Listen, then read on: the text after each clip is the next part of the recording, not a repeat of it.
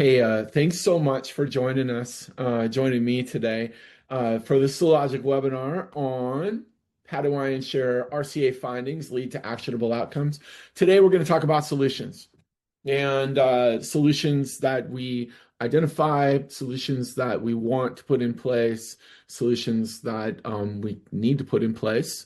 And sometimes they don't really get done. And we want to sort of explore what happens after the RCA to make sure that we are getting the corrective actions or the solutions or whatever you want to call them, getting them in place, making sure that they're implemented, verifying that they've been done, validating that they're effective, and then what do we do after that? So this is sort of a look at the solutions phase of the process. And as always, I invite you to send your questions to me. I can see the thing. There's a window that shows me when you've asked a question or when you sent a comment or a chat or something like that. So I'll be monitoring that. I'll be looking over that at that periodically, and I'm happy to divert the discussion in the direction that you get value out of. So feel free. If you've never been on a webinar before, one of our Sologic webinars, here's the drill. We do these about every other week. And the reason that we're doing them is because, well, we feel like these are questions that people are asking us. So pretty much every webinar that we have hosted this year, as well as any of the blog entries that we published and a lot of the quote unquote marketing related stuff that we put out there, we're attempting to answer your questions. And we feel like by considering what questions you might have and how we might thoughtfully answer those, sometimes we don't have the answers right away. So it causes us to study a bit and to dig a little bit deeper and sharpen the saw, so to speak. But the purpose here is to be useful. So I hope that you find it useful, and I hope that you get value out of it. I am happy to replay or to rehost this subject for you internally if you get in touch. We don't charge for that. It's an hour out of our time. It's not that big of a deal. And so if you're thinking, oh, we would like to have this same subject presented internally, you should get in touch. And then if you want to talk about this subject in greater detail, because, we only have an hour, you should get in touch with me for that reason as well. And you can see that my email address is listed at the bottom of the screen. All right. So a little bit about Sologic.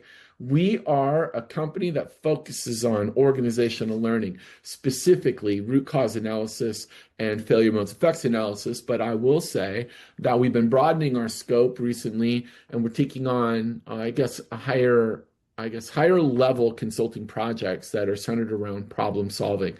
So we're not afraid of at least considering your project. If you think that, hey, we might be able to take these concepts and apply them to something that we're working internally, then you should let us know.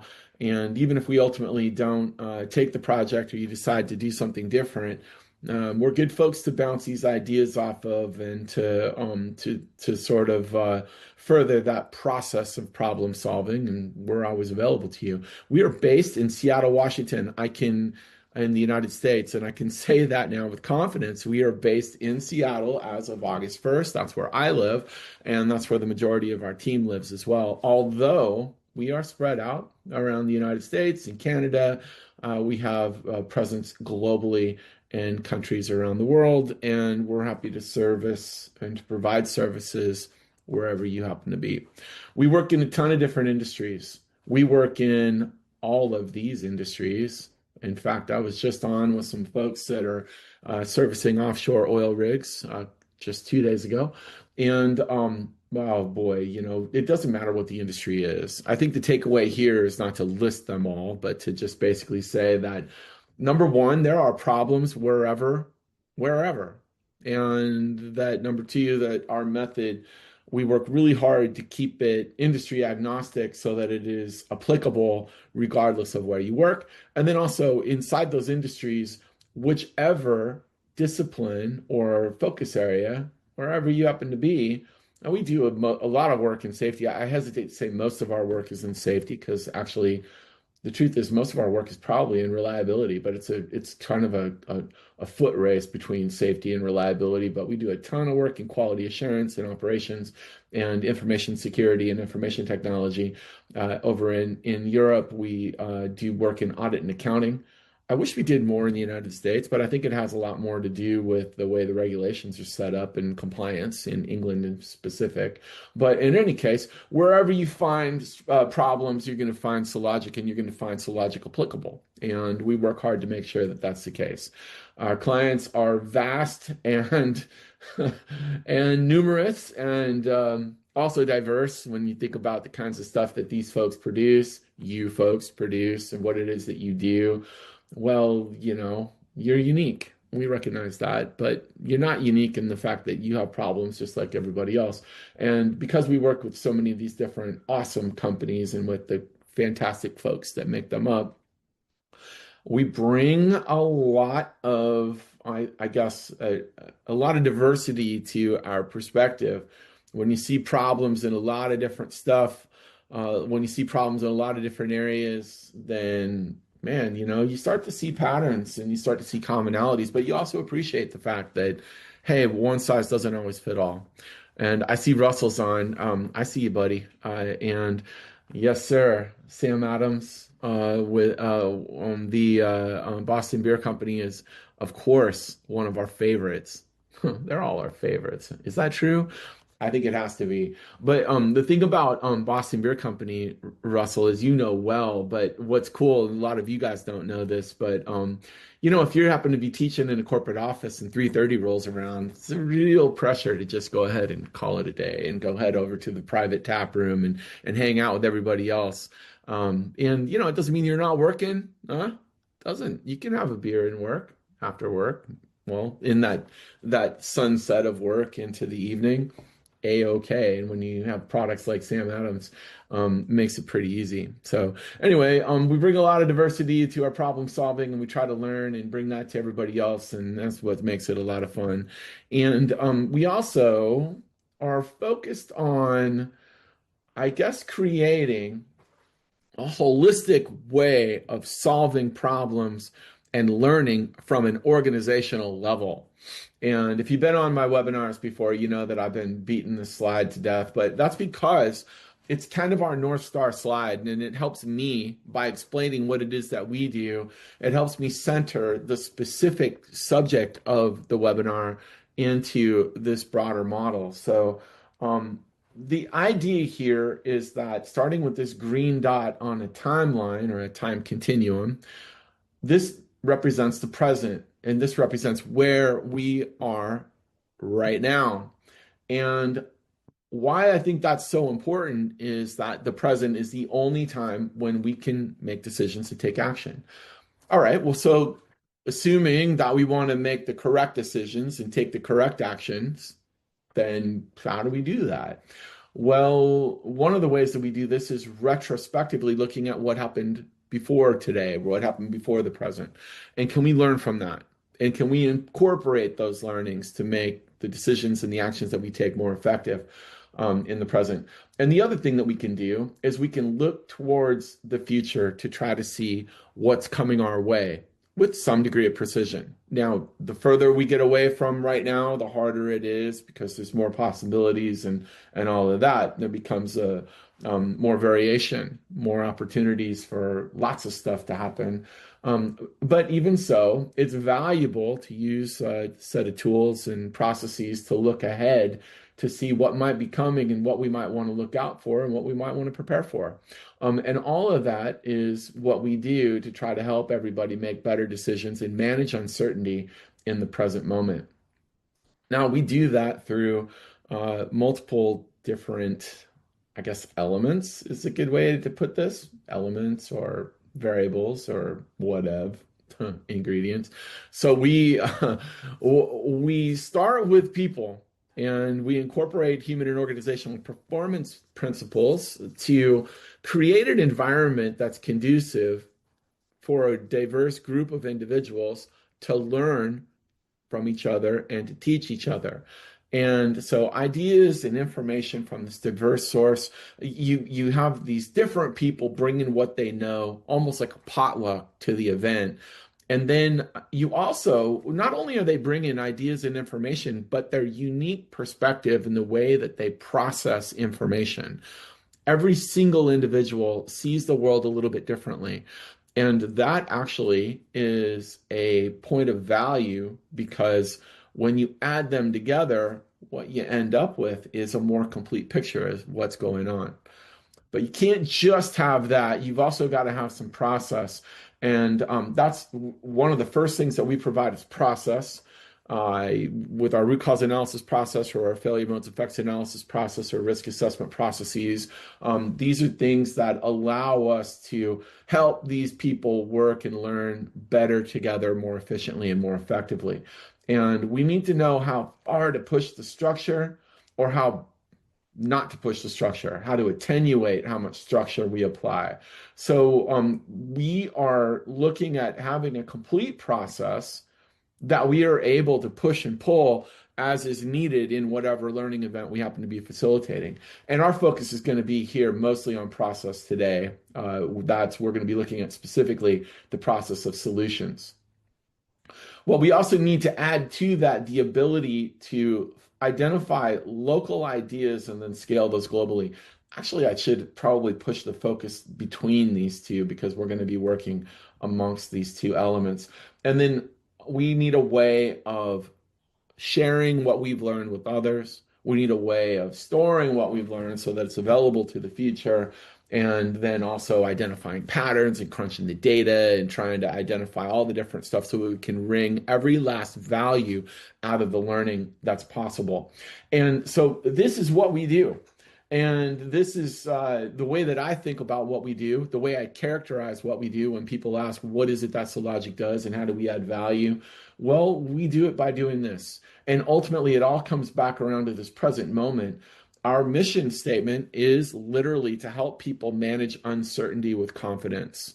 It took a long time for us to figure that out and to be able to state that in one element. But that's our purpose for life, basically, is to help people make better decisions in the present by managing uncertainty with confidence. So hopefully that sets us up for the situation and why we're talking about this stuff today. So let's focus in on solutions, corrective actions, actionable outcomes from RCA and other things, learning teams, FMEA.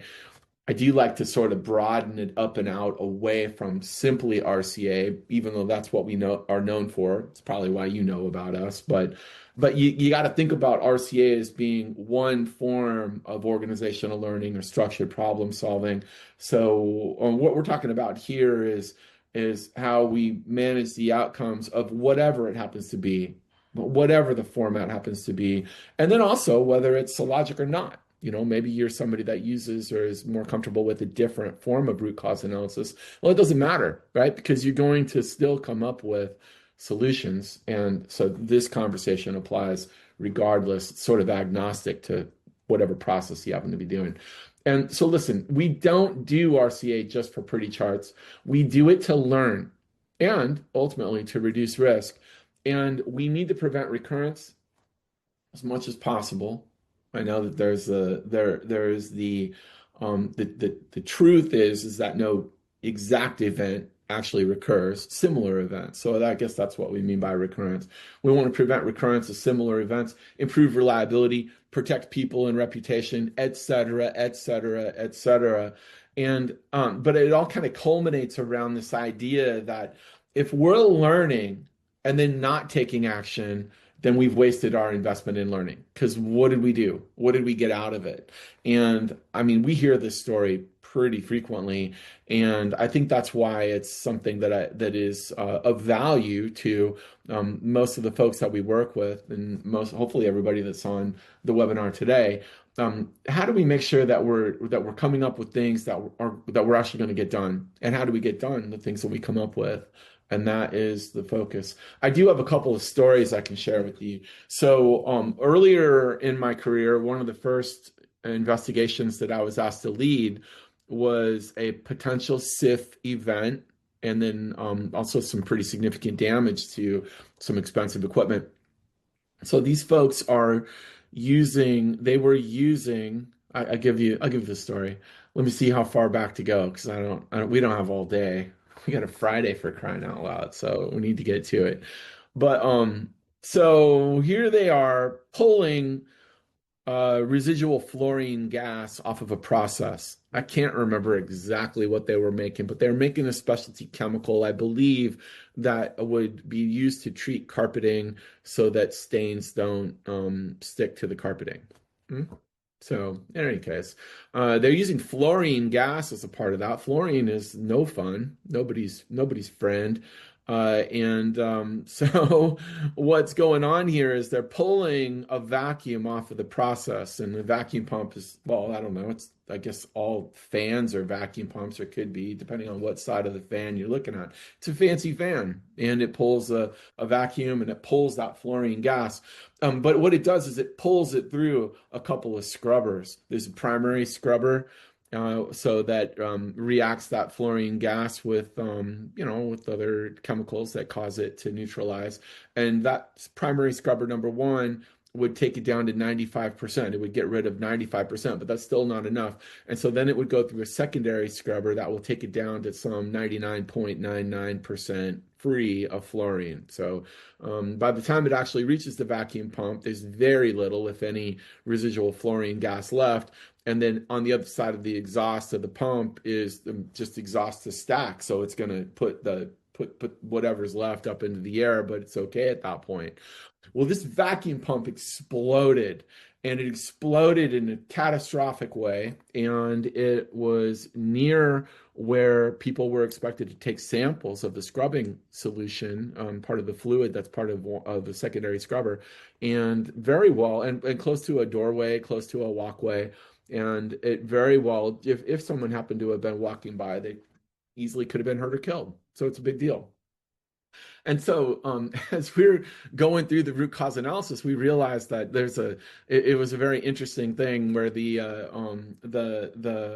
one of the scrubbers was shut down, but they were unaware of it. So they're pulling a high concentration of fluorine through the pump. And this fluorine does not like hydrocarbons, but the bearings in the vacuum pump are traditional bearings. You use traditional hydrocarbon-based grease, and so that fluorine gets into that it passed the seal and interacts with that grease in a violent way, and it exploded and it blew the thing to pieces. I was pretty surprised. I know it's hard to imagine that there's that much energy involved, but there was when I saw it. And so as we're going through the RCA, we realized that hey, well, one of the things that we can do here is there's a pump that utilizes a different sort of bearing that uses the scrubber solution, right? The scrubber solution that it's actually being used to neutralize the fluorine. It uses that as lubrication for the bearing. Isn't that crafty? Because guess what? This sort of thing is maybe happened once or twice before, or at least it's known that fluorine plus hydrocarbon does not equal goodness. And so I was like, God, that's amazing. That's an amazing solution. Let's do that. And then the comment came out, well, yeah, and just imagine if we had only installed that vacuum pump the last time this thing exploded, then we wouldn't even be here today. I was early in my career, right? So, I was pretty surprised. I'm like, whoa, wait a minute. The last time it exploded, so like and I've since learned, like what's the frequency and all of that. I want to make sure I know what I'm walking into, but that one kind of blindsided me.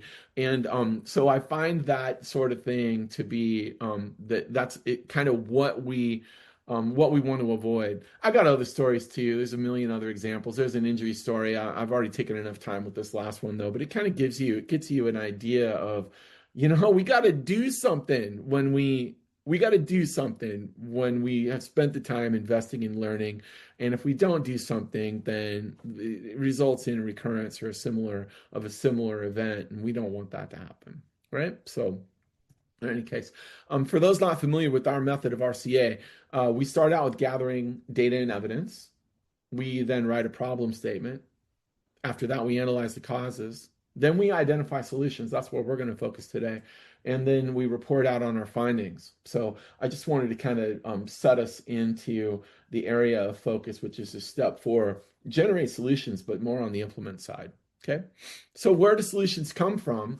Well, we identify them after we conduct a cause and effect analysis. And the reason that we do that is because we need to know what the causes are before we start coming up with solutions. I know we like to come up with the answers right away, but yeah, it's best to hold off until we know all the whats and the whys and the hows and all that good stuff. So after we've done the analysis and after we know what we're talking about, or at least we think we know what we're talking about, then we're going to come up with solutions. And then, okay, so the idea here is that in alignment with our human and organizational performance principles, we've created this environment where people are free to be creative and they're free to say whatever. I'd like to say free from judgment, but it is true that sometimes when people come up with crazy stuff that we have a good laugh about it. But it's that sort of an environment that where anything goes. And I try to encourage creativity and out of the box thinking. And when we've done a complete cause and effect analysis, then that becomes a lot easier to do because you have a nice broad perspective as to what actually happened and how it happened. All right. So, but invariably, when you get super creative, there's stuff that you're just not going to do. And so, what we do, we end up with this big list of possible solutions, and then we try to winnow that list down by asking pretty significant, I was going to say significant. I guess we come back to earth and we ask, is each of these solution ideas that we come up with, is it going to be effective? Is it feasible? Can we get it done?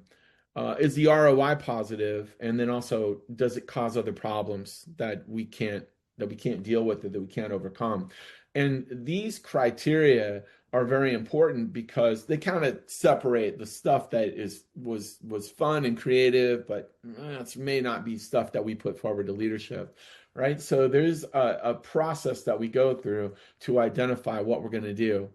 I've got an example here, and if you've been on one of our webinars before, you'll know that this example looks familiar. But here we've got a person who has a torn ligament, their right ACL, and that was because their knee twisted with sufficient force. The force was because of the degree and severity of the twisting action, and that was because when you add that to the weight of the worker, the combined weight of the worker, along with what they were carrying, which was a large wooden beam, all of that weight twisted to that degree provided sufficient force such that when that knee was twisted, it tore the ACL or it tore that ligament. Okay, so we've got a good cause and effect analysis here, and I'm not going to walk through the rest of it. We use this a lot in other webinars that focuses on cause and effect analysis, but the idea here is that if our causes are based on logic and evidence, and they are, then what we can do is come up with solutions that control causes. That's what we're trying to do at first, is when we're going through the solutions process, what I will do as a facilitator is we'll focus on a cause, such as this one. The person was focusing on their task. They were not aware of a cordless drill that was lying on the floor that he ultimately stepped on. That was the source of the twisting action on the knee. All right, well, so what can we do about that? Well, my good buddy, Dr. Jake Mazalevich, I sounded out all of the syllables, Jake. I hope I did that right. I do try to do justice to Jake's last name. It is not an intuitive name for me to pronounce. Mazalevich. I think I said it over and over again once just to make sure that I could nail it. But if I still am getting it wrong, all apologies. But Jake does this great presentation on scanning and focusing and how our brains are capable of scanning and focusing, but not at the same time. Well, check this out. Here you've got this worker who's focusing on the task and he wasn't aware of the drill. That's because he can't both scan and focus at the same time. It doesn't work. Your brain doesn't really work well that way. So here we're going to give a third person out there. Well, what's that third person doing? They're scanning so that these folks can focus. And we see this, some version of this happening all the time. But basically what it comes down to is like, hey, just get somebody to walk out there in front when you guys are carrying one of those big things around. That's going to be helpful. So another one was to purchase a wheeled cart. That is more focused on the fact that they are carrying the beam with both hands. Yeah, it could probably impact other causes too, but I think it best aligns with this one. If they're putting the beam on a cart, well, then they're not carrying it with their hands. So we're controlling and altering causes. Okay, that's a good consideration. This one is a more creative and out of the box solution, and one that might not come from just doing some sort of simplistic 5 whys RCA. But this, or if you haven't created an environment where people are really feeling free to say what they think, realign the workshop so that the finished workstation is close to what they're calling the glue jig. They're moving the wood. He'll give you a little context. They're moving this big beam that they've glued up over to a finished workstation, but it is not close to where they've done the gluing. And so this person said, hey, moving this thing at all is stupid. Well, maybe they said stupid, maybe they said something else. But you know what I'm saying? Like, it's like, guys, let's take a minute or two or a weekend and realign the workshop. And then we're not moving this thing. Or we're just moving it a little ways. And so all of these are great ideas. Another person says, well, we really need a big overhead crane in here to move these heavy things around. And another person says, hey, let's do a policy change. We need a policy that says we're going to pick stuff up when after every job. And another person says, well, I want to dig into this cause a little bit further. That's not really a solution, looking into things further. It's a suggestion for future analysis or further investigation. But let's find out why we're backed up in the shop. Why are we, like, do we need to hire more people? Do we need more space? Are we overpromising to our customers because we're in such a hurry to say yes that we don't think about how we're actually going to get this work done? Valid question. What about bringing in a local safety consultant to help us with our processes and procedures, to help maybe not only organize the shop a little bit better, but organize the processes by which we operate the shop? And then here's another one to ensure that we are clearing the floorway before moving materials. Here this is a policy about picking tools up. This is a policy more general, and maybe these are the same, to where you're cleaning the house and all of that. Here's my point, is that when you have a good cause and effect analysis, you come up with these good ideas. And this part of the process happens in the investigation itself, right? We're going to do this as a team. These are going to be our ideas, and then we're going to vet these ideas, and then we're going to bring them to leadership. And if we are doing a good job, we will align with our hierarchy of controls. I'm going to pause for just a minute because I see Ross Henderson. He's asking a question. What if the RCA team is not qualified to make recommended solutions, such as specialized a skill is needed, like an engineer, IT expert, etc.? Okay, so Ross, what I don't have in this PowerPoint is the diversity of team when we're putting the team together. So here, what I would suspect now, and I don't know for sure, this is going to be case by case, but where what I would suspect is that if the team is qualified to do the analysis, in other words, they have enough knowledge and skills and experience and expertise to complete the analysis, they usually have enough expertise to also suggest solutions. Now, if we have the need to bring in an outside expert, no problem. That happens. And so that happens regardless of the learning type event. I'm thinking of recently, I do a ton of reliability consulting, like around failure modes effects analysis, usually around machinery. And we will run up against failure modes that we want to control that maybe we don't have the expertise. We need to call in somebody from control systems, for instance. And so maybe that person wasn't on the team. So in general, though, because we're looking for a diverse team, I guess I kind of talked about it back here on this slide. So this diversity is diversity in expertise, experience, et cetera, et cetera, et cetera. And so I'm looking for that diversity in part because I feel like I'm going to need it here. And if I have it here, I'm going to be able to have it here. And then, but hey, if I don't have it, we don't have it on the team, then we're going to go out and we're going to get a person that can help us with that extra expertise. I'm just gonna go back to the store and go shopping. Just like every house project that I do. It's 3 trips to the hardware store. So if I got to go to the expertise store, then I'm gonna do that too. So hopefully that answers your question. You can reach out to me if you want to chat about that in greater detail, because I'm always happy to derail my day to talk nerd stuff about this kind of stuff, and I'm not kidding. Okay, so we're looking for solutions and we're pushing for solutions that get above this line hierarchy of controls, right? So at the bottom of the rung here we have things like PPE. Well, it's our last line of defense. It doesn't mean it's a bad solution. It just means that, yeah, I kind of don't want to only rely on my hard hat to keep me safe from things falling out of the sky. Behaviors are a level up from that. How you comport yourself with respect to your environment is helpful at reducing risk. Administrative controls like rules, training, signage, etc., those help people remember to behave in a certain way so that they don't need their PPE. It's the way that I kind of align those up. And these are often quick, easy. In fact, if you jump back over here to this, you've got some administrative controls here, policy change, administrative controls. Assigning a third person is, well, I guess I hesitate to call that an engineering control, but it's a brain engineering control because you're adding mental capability. So I don't know that some of them maybe don't fit into a nice neat bucket, but you get the idea.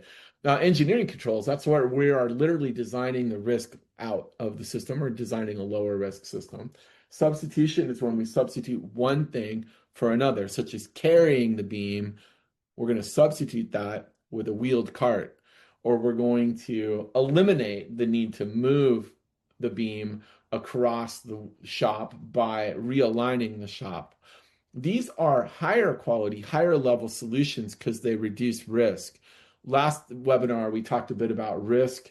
We talked about risk being a measurement of variation, about that the level of risk can be subjectively assessed by asking what are the chances that I might be able to predict what might happen next. The fact that it has upside and downside, and that it can be asymmetrically skewed, like fat tails or limited upside or qualitative upside calculated differently by different people, et cetera. But the point being is that risk basically is a measurement of variation. And in visualizing it, if you're going through time and you're having event outcomes, which are each of these little points over time, this represents a scatter diagram or a point diagram that's just all over the map. Like, what's the next one going to be? In contrast to this one, where they're a lot tighter and a lot easier to predict, right? So this visualization of risk in terms of prediction is, I think, really useful. And when you bring this back to hierarchy of controls, these types of solutions up here give you a future that looks more like this. It's easier to predict. There's less variation. Now, when you're looking at these administrative controls, the problem is that it's not that they're bad solutions. It's simply that they don't give you as much reduction in risk over time. In fact, I've got a couple of diagrams here that hopefully will help sort of visualize this. This diagram represents individual workers in an environment. And the idea here is that each of these bar charts represents the risk of conceptually. So you gotta roll with me here a little bit. This worker, for instance, the total risk that they're contributing to the environment is about the same as this worker, but this one's contributing less. And this one's contributing more, and so on and so forth. Now, of course, over time, these things are kind of rising and falling and all of that. So I don't know if that visualization works for you. This is a point in time. But when you look at risk, and we're not going to dive too deeply into this, but it's important to realize that risk, total risk, is a combination of what we would call systematic risk and unsystematic risk, or if you wanted to use, I guess, less technical terms, the total risk is a combination of risk constant, which is exists in the environment itself, all right, regardless of who's there. And that's why it's represented as a fixed constant for each of the individuals. All of them are subject to it. And then you have risk variables. This is the risk that the worker brings with them, the higher variation. That's why you see a lot of the variation in the red part of the chart. And a lot of the variation, by the way, a lot of this that you see can be explained in this red part of the chart. If I'm doing a good cause and effect analysis and identifying good solutions, in other words, identifying engineering, substitution, and elimination controls, these controls are often part of this blue line risk constant aspect of the risk, the total risk of every worker. In other words, when I'm doing an engineering control, I'm reducing the risk baseline of the risk constant, not only for this worker, but for everybody. When I'm working on administrative controls, I'm working in the red part of the bar chart. So hopefully it's helpful for you to think about worker contribution to risk. Total risk that workers are exposed to is a combination of those constants and those variables. Well, and we want to work on both sides of it, don't we? But we can, if we're looking for engineering, substitution, elimination type controls, then what that does, those are ways for us to knock out a baseline level risk that everybody is exposed to. And then, even though the workers are still going to bring their variation, they're all subject to lower risk because we're giving them a less variable environment. Hopefully, that's holding water and making sense. That's when we see original risk go from here to here, right? It's because we're trading variation for constant. And when you have a more constant environment, you have a lower risk environment.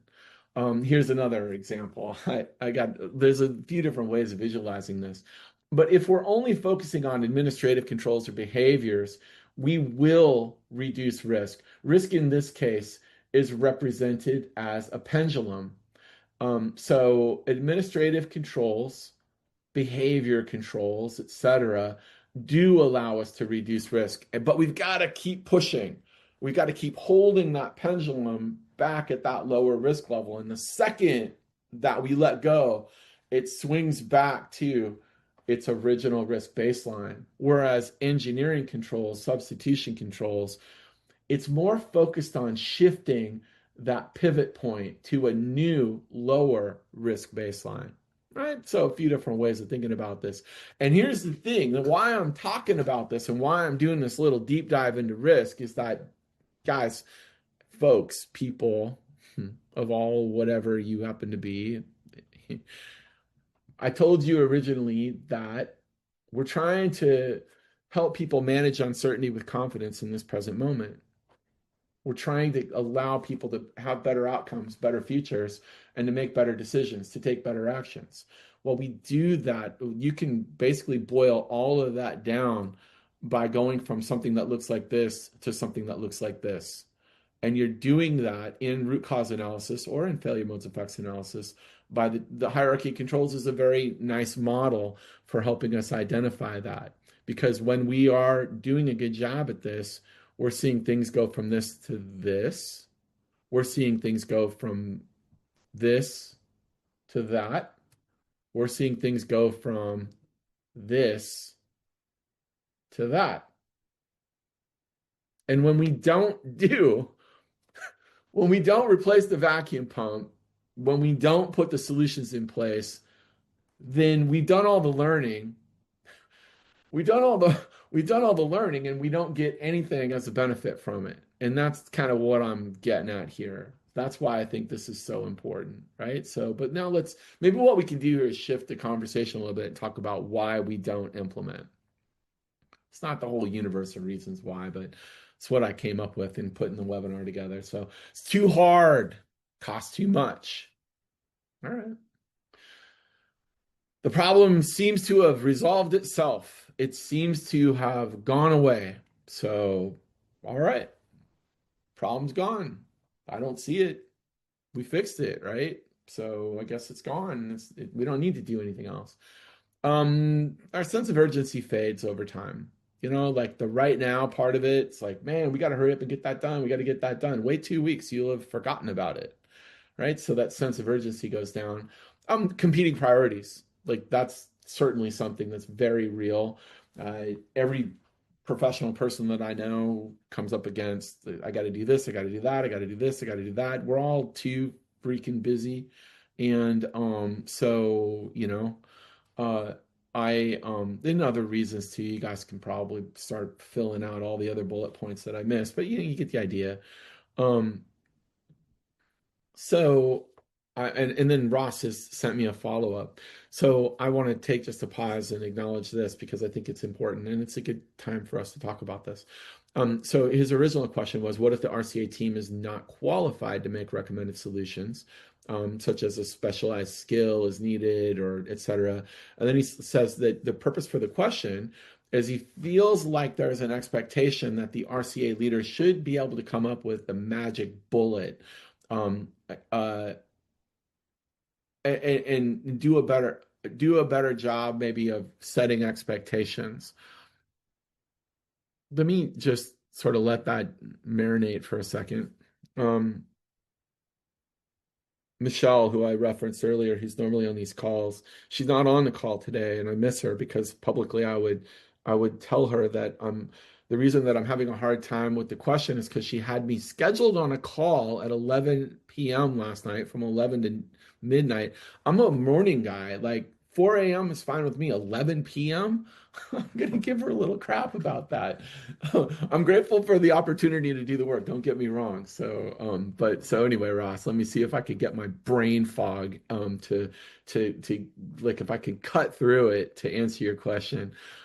There is an expectation, I suppose, for the RCA leader to manage to come up with some magic bullet solution. Uh, in actuality, there is when we're talking about risk reduction, which we've been talking about this whole time. In other words, if we're going from this to this, that's a reduction in risk. Well, there's no one right way to do that. Okay, so let me go back over here to these solutions for this problem. The likelihood that you're going to have that level of risk reduction with a single solution is pretty low. So what we do instead is we diversify. Just like investing in financial instruments, we don't invest all of our money in the single stocks. We diversify so that we can spread the risk. Like at the roulette table, you can bet everything on red or green or black, but it's better to spread it around a little bit. And also in reality, sometimes what we do is some things are cheap and easy, and we do those first, and then that buys us some time, and then we might do the next thing next, and some of these things might take a little longer to put in place. So I would say that the expectation on the RCA leader is to provide a clear understanding and to demonstrate a clear understanding of what happened, how it happened, and what the impact of the problem is, and all of that. And then also to come up with a basket of solution ideas that work to reduce risk. And so that expectation, though, of finding kind of like a silver bullet, like you reference, or a magic bullet, or whatever it is, that's just we just don't see risk working that way in we don't see risk working that way, period. And those folks that are best at managing risk, they are always looking for ways of hedging their bets. And by hedging their bets, what they're doing is they're identifying multiple solutions to invest in. So good stuff. All right, so I've been waiting to debut this slide. This is the global premiere of what I'm calling And I love how it just rolls off the tongue. So you guys, I hope you know how pleased I am with this. And so don't blow my don't blow my Friday by popping my bubble on it. But I'm calling this, and I think this is what I will be known for. Because I'm not really known for anything. If I'm known at all, I'm not really known for this. That's for sure. But from this point forward, you can say, oh, Brian, he's the guy that came up with the STWWTD slash STGD trade-off. Say that 5 times fast. The STWWTD slash STGD trade-off. I'm very pleased with this.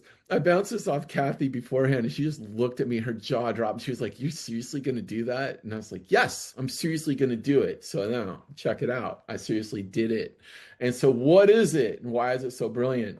This stands for the the shit that we want to do. Sorry, a little course on a Friday. This is the shit that we want to do, curve. And over time, from now till later, we got stuff that we're doing, and I've got a high expectation around it. And it's just going to go up. We're just going to do all this awesome stuff. All right. But it bumps up into the enthusiasm curve, which starts out high and it starts to wane, and then it like might get a little bit of a resurgence, and then it reaches its high water mark of enthusiasm as time goes on, and then it falls off a cliff. And then ultimately what that results in is the shit that actually gets done. Right? So here it is in all its brilliance. And so you can use it. You got to give me the attribution. You got to say, no, that's Brian Hughes at Sologic. That's all him. He came up with that one.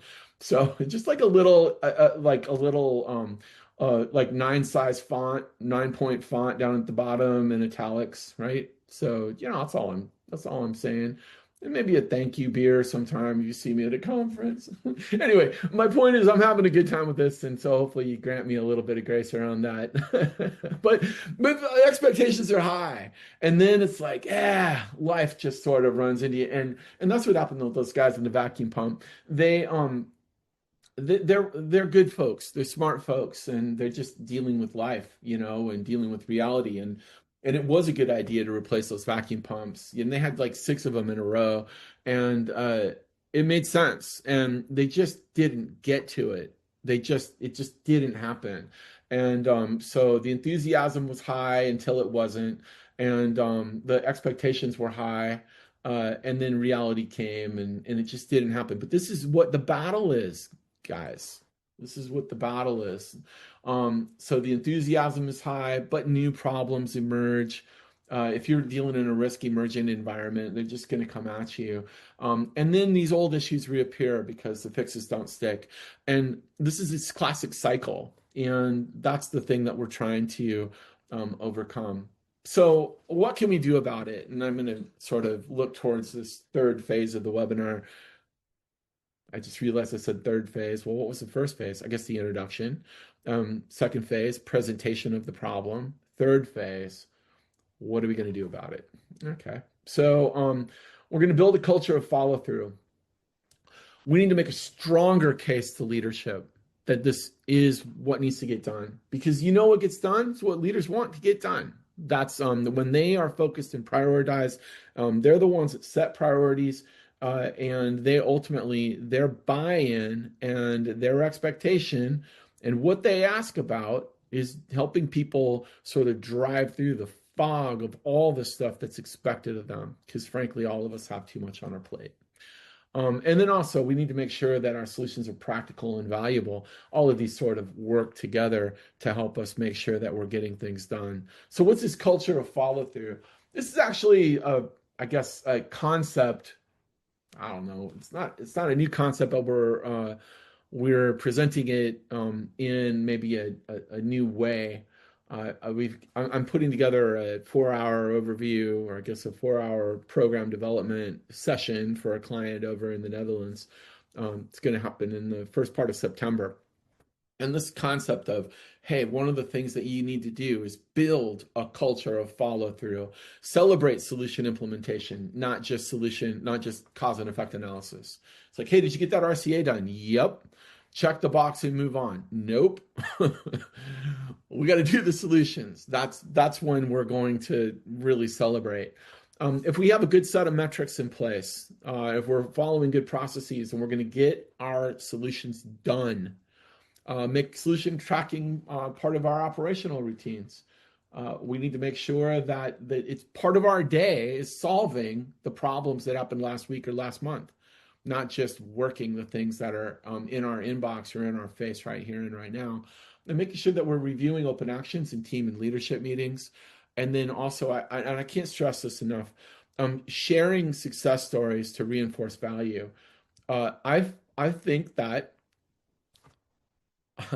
I, I think that Russell, I'm seeing your comment come in here, so I'm gonna hold that one till the end. I see it there.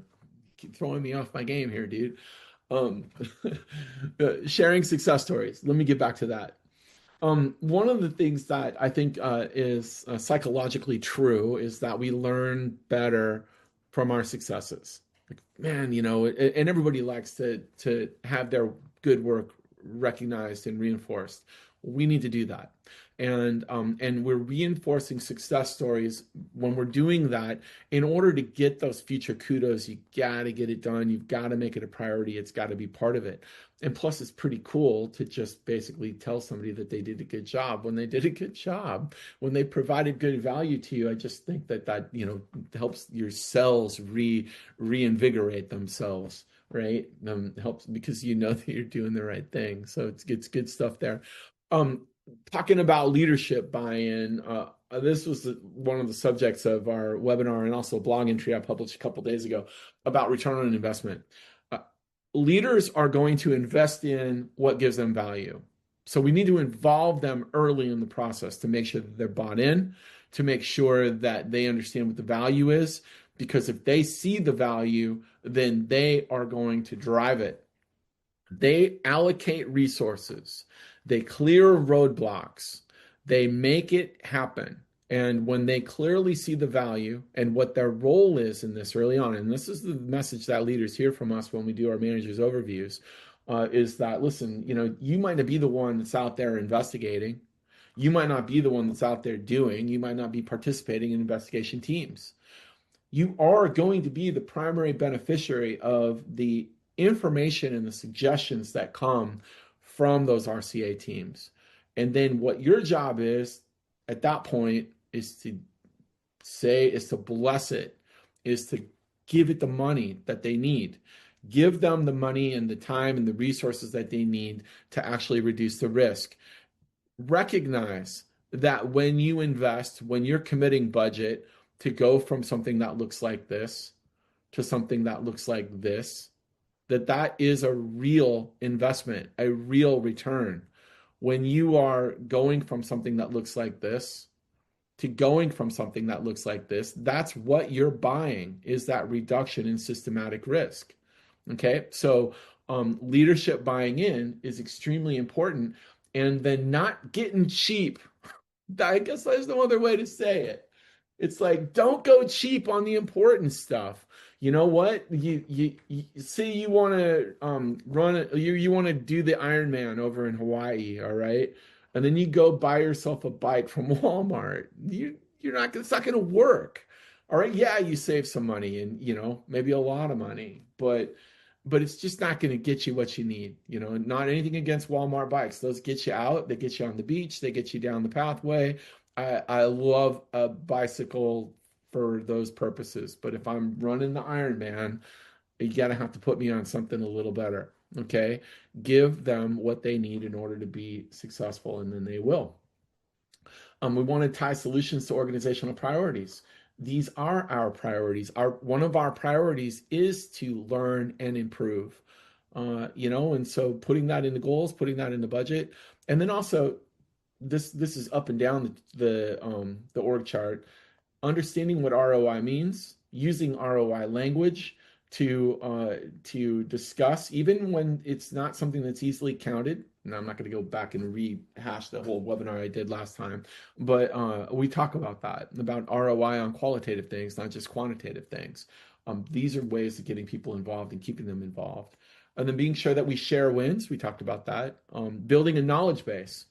Building a knowledge base for effective fixes so that other people can learn and improve without having to actually fail to do it. And then, come on now. Yeah, recognizing this is so important. When you identify a solution, local versus global, I don't, hopefully that term makes sense, but here I'll just like if I'm working on a conveyor belt, for instance, and I've identified, oh yeah, this actually is a really good example. I'll give my buddy Chris Jefferson some mad props, really for helping be the steward of this fantastic idea over at Amazon. And it has to do with auto oilers, auto lubrication devices, et cetera. And I'm not going to say any more about that other than it was an idea that came from a one or a group of problems that had similar causes, and in this idea that, hey, we can automate this piece of gear. It's a great engineering fix. And guess what? Where else can we apply it?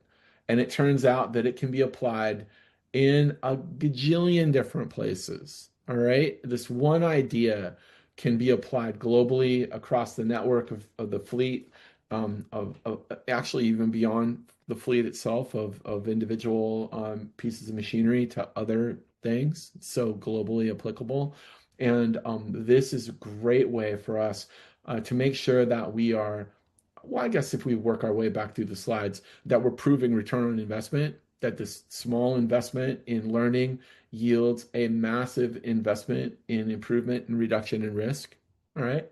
And that helps make sure that we're getting action on our solutions. Okay. And then making sure that we're accurately tracking our ROI over time so that if someone says, well, what did you do for me lately? It's like, well, there it is. Huh? There, I got it for you. I'm tracking it over time. I'm tallying it as I go. And so it's clear as day as is to the value of your organizational learning program. So there it is. I'm going to wrap it up. So RCA findings only matter when they lead to action. And the combination of leadership plus implementation plus solution validation of effectiveness, and then also as a part of that validation, where else can we use it? That's going to equal the outcomes that we need.